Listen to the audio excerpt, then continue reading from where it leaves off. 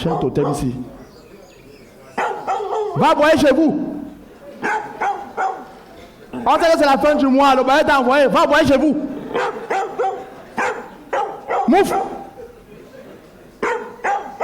Hibou. Pas comme il est laid. Laid comme Bojiko.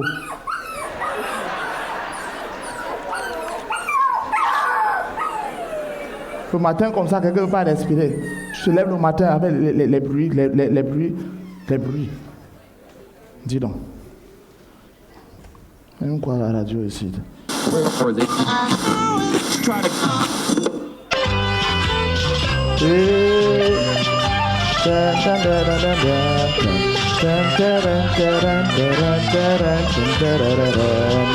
Jamais, il ne faillit va de l'avant. Le vendredi 20 septembre dernier, Aïdjo Mamadou, l'artiste de Bikotsi, est passé de vie à trépas. Il est mort. Le Tipsy. Il a tapé les gens de la base jusqu'à... Il les a boxés. Mais la mort l'a boxé. Toi, tu es même bien. Tu es mort. On t'a pas fouetté au nerf sciatique. L'autre, lui, il a fui. Les artistes souffrent. Salut, nous blesse Kalaba. Et les autres. Tu vas dire, si tu étais encore vivant, c'est que tu allais déclarer. Tu vas déclarer quoi, mon frère? Les artistes sont quoi? Ils sont là. Quand on t'appelle, viens jouer. C'est la famille. Donne un coup de main. Tu pars. Quand on te voit partout, on croit que tu es l'agent. Quand tu es malade, on dit cotiser. Les mêmes gens qui disaient que c'est la famille, ils t'insultent sur Facebook. Repose-toi, mon frère. Être artiste. Quand vous dites alors que vous êtes artiste, votez. Parlez. Ne parlez pas. On va changer. Dès le 1er novembre 2024, les tarifs des clients d'électricité en mode prépayé seront harmonisés avec ceux de la grille tarifaire de 2012, déjà en vigueur pour les usagers post-payés. Les compteurs là, c'est Usain Bolt. Tu mets ça, ça file. C'est-à-dire, c'est tellement instable comme les heures de vol de Cameco.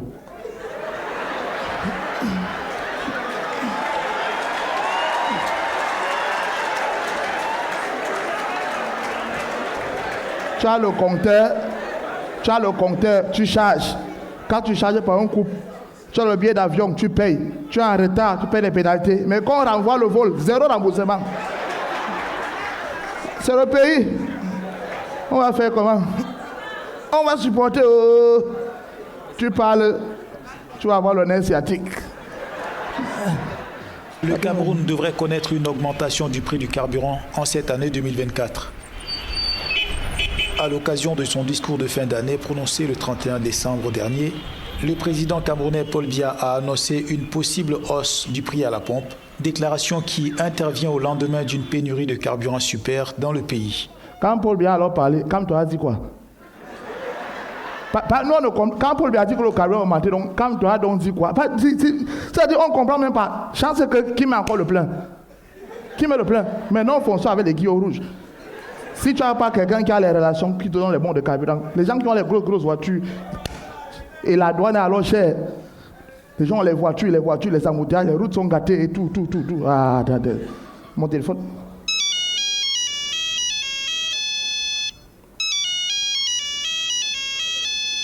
Ouais, Sohaibou. Non, il m'appelle ta sortie là. Tu es où?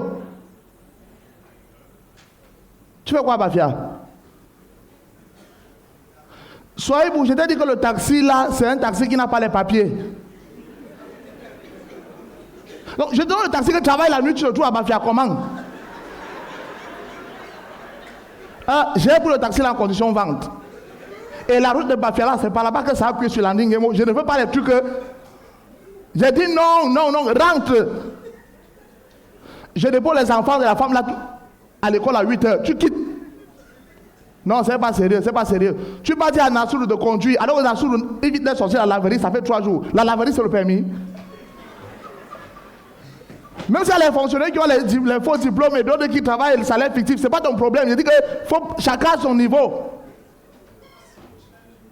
Ah non, tu abuses. Maintenant, je suis là, je suis obligé de courir, chercher quelqu'un qui va me lancer. C'est qui? Le gars, c'est... Tagne. Ouais. Tu sors? Il va rester faire quoi à la maison? Je suis là et devais aller prendre les enfants de la femme, la Benguis là. Je me lève, on me dit que le gars est parti au taxi à Bafia. Je suis en train de partir. C'est-à-dire, pour dormir dans la maison, si c'est un problème. Quand toi tu es debout, tout le monde doit se réveiller. Je vais faire comment? C'est grâce à ça qu'on paye la maison. Donc, vrai, tu sors. Je m'en vais, non? Attends, à 4 heures, tu me laisses comme ça.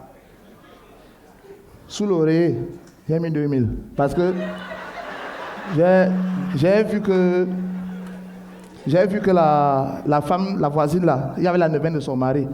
Elle a envoyé la nourriture. Donc, on a 2 jours là, ça va aller. Donc, et l'affaire que tu éduques mal les enfants là, tu leur donnes le porc, le truc. Nous, on cassait les palmistes. Donc, le matin, quand tu les donnes les petits planteurs, poissons frits là et tout, ils partent avec. À midi, ils rentrent. Qui te parle de la nourriture du ventre?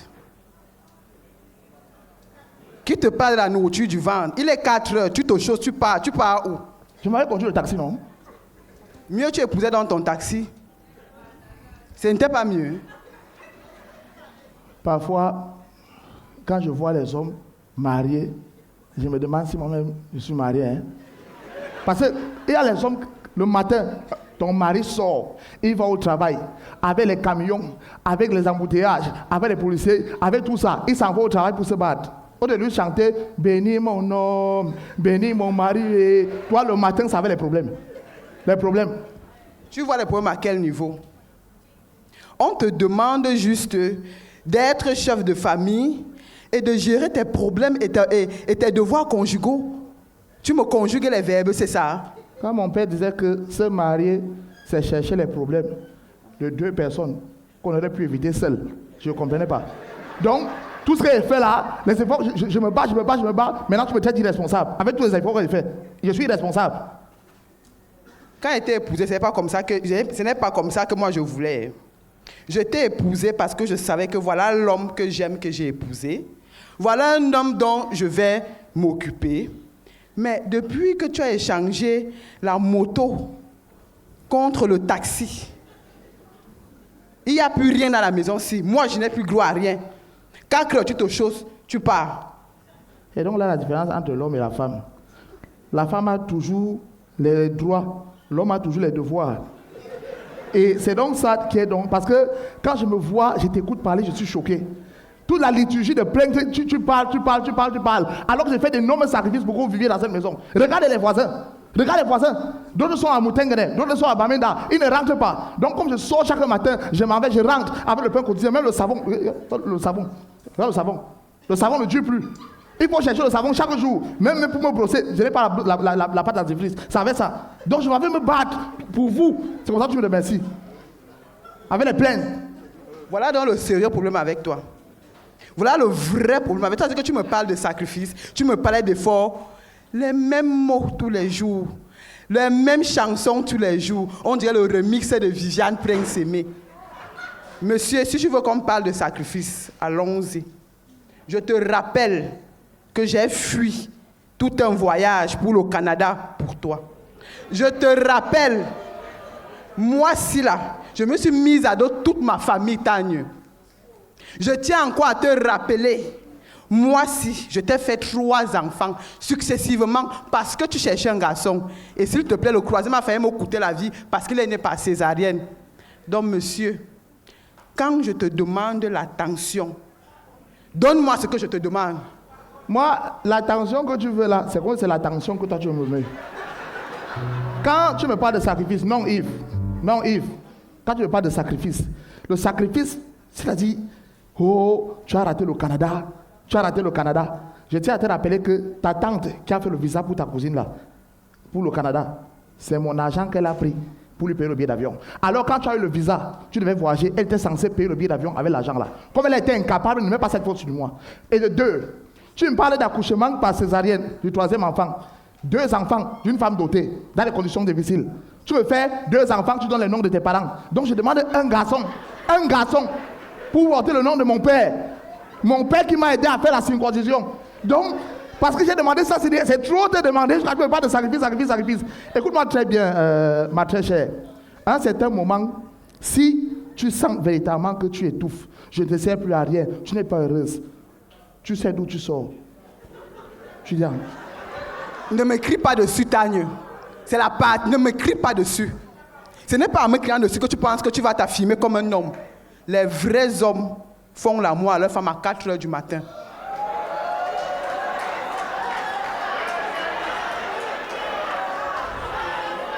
Bon, quand je dis souvent que quand vous voyez les femmes se lever dimanche avec les mêmes cabas, aller s'asseoir avec les plastiques ou à la fin emballer le poulet, le jus, pour mettre les 1000 francs que les hommes leur ont donné. Quand vous voyez les femmes là marcher en groupe, c'est les moutons. Parce que ça, je constate que c'est la pression de Youyou. Et tu as dit que Youyou, qui est en train de te noyer là, elle sait sur quoi elle compte. Ses frères sont en Europe. Sa mère, au moins, a construit une maison pour elle. Donc là où elle est là, elle est forte et indépendante, elle n'a pas besoin d'un homme. Toi, là où tu es là, je ne sais pas ce que tu rapportes dans cette maison. Alors tu dois faire l'effort de me parler avec beaucoup de tact. Sinon, tu te mets dehors. Tu sors. Et tu me laisses mes enfants, tu t'en vas. Pardon, ne me fais pas rire. Tu fais ça à qui? Et si tu as moins cher? Tu peux parler où on te déshabille là-bas dehors? Tu peux parler où les petites filles voient ton machin là-bas dehors? Un homme avec la cuisse légère, toutes les femmes l'ont vu nu. Quelle image! Un homme à la cuisse légère, tu peux me parler? Ok, c'est là qu'on devait arriver. Donc, si elle comprend bien, je te trompe. Tu me cromes et je te préviens. Comme tu me négliges, sache qu'il y a un sauveur que Dieu a envoyé sur terre, Balthazar. Un homme averti en vaut combien? Quand j'étais moi-même, tu parles de Balthazar, c'est avant que je devais partir travailler. Une femme d'abord qui n'a aucun appétit à part l'appétit sexuel. Je ne sais pas ce que tu me rapportes dans cette maison. Le lit, les travers sont déjà cassés. Tu me parles d'appétit sexuel, c'est-à-dire, je ne sais même pas. Quand tu étais, il me conjuguait les verbes, c'est quel temps? C'est quel temps? Vraiment, j'ai pitié de moi-même. Quand je te regarde, je me demande ce que je fais ici. C'est-à-dire que tu es l'ombre de toi-même. Quand je t'ai connu, c'est-à-dire que je te regardais seulement comme ça, là, mon corps frémissait seul. J'avais envie de jouir seul quand je te regardais. Et au jour d'aujourd'hui, tu ressembles à quoi? Le ventre est devant, la barbe là-bas. Toutes les petites filles t'ont épuisé dehors. Les restes. Ce monsieur, c'est-à-dire quand on était jeunes, toutes mes amies m'enviaient. Même le bazooka même a diminué. La simple petite chose que je te demande, tu n'arrives pas à me donner. Oh le taxi, oh le taxi. Si on n'a même pas le vent, même le bas-vent qu'on n'a pas. Assieds-toi, je vais te dire quelque chose. Et ne m'assieds pas. Tu te demandes sûrement où est parti l'homme que tu as connu. L'homme que tu as connu est parti. Il est parti le jour où, au lieu de la jeune fille qu'il avait à l'université, qui était comme un régulateur de tension pour lui, à chaque fois que les TD me dépassaient, ma chambre universitaire me dépassait à payer, rien que de parler au téléphone me rassurait. Il est parti le jour où j'étais contraint de sacrifier l'argent que mon oncle m'a donné pour payer le concours de l'ENAM, pour sauver ta grand-mère agonisante. L'homme là est parti le jour où la communauté humaine est venue casser la maison de tes parents et tu as été contraint de venir rester avec moi, où j'ai décidé de te donner le rôle d'une femme, d'une épouse en t'épousant. Il est parti le jour où j'ai commencé à devenir le père de tes enfants, le père de ton père, le père de ta mère, le père de tes frères. Il est parti le jour où j'ai commencé dans ma propre maison, à devenir un super-héros, sans attention. Je ne me remémore pas le jour où pour mon anniversaire, tu m'as offert ne serait-ce que le Bermuda. Mais à chacun de tes anniversaires, j'ai fait l'effort de prendre ma recette de taxi. Je te donne. Les enfants même que je me suis battu à faire la layette, les accouchements par césarienne, j'ai payé. Les voix bébés, c'est moi qui organisais mon argent. Ces enfants, même à mon anniversaire, ils sont capables de me souhaiter joyeux anniversaire. C'est toi qui as le statut. Cet homme-là est parti le jour où j'ai commencé à comprendre que ma maison ne m'appartient plus. C'est devenu la maison de toi et de ta famille. Tu rentres du travail, tu ouvres la porte de ta maison. Premier tableau. l'oncle de ta femme et sa femme sont couchés au salon. On a pris ton canapé, on a bousculé là-bas. Ils dorment dans leur hôtel. Tu les esquives au couloir. Ce sont tes beaux-frères, les repris de justice, qui sont couchés avec leur petit ami. Tu traverses, tu ouvres la porte de la chambre conjugale où tu espères trouver la paix. Madame est couchée avec ses deux neveux qui ont déjà fini de pisser sur ta place. Tu me parles d'avoir une érection présidentielle. Une érection dans quelles conditions? Ou dès que tu veux toucher ta femme, à peine débuter les préliminaires, on va te rappeler qu'il y a deuil et il y a tontine. Au moins dehors, tu as au moins le plaisir qu'on t'appelle bébé. On te perce les boutons. J'ai que tendresse. Je n'ai que les problèmes. Je n'ai que les besoins. J'ai quoi? Une femme qui n'a pas de sensualité. Même les petites lingeries que je vois, les femmes se battent ici. À l'époque, je voyais nos mères aller au marché, acheter les petits soutiens et tout. Toi, si ce n'est pas le cycliste, regarde le baby d'une femme. Regarde le pyjama d'une femme. Reste en paix, pas comme gars. C'est quoi ça? Avec ça, il va avoir quelle érection? Je tiens à te faire savoir que ce n'est pas parce que je ne parle pas. Moi aussi, j'ai des choses à dire. Et si tout pour toi se résume à tourner autour de la ceinture, il y a des hommes qui ont plus de raisons que d'émotions. Note-le cordialement.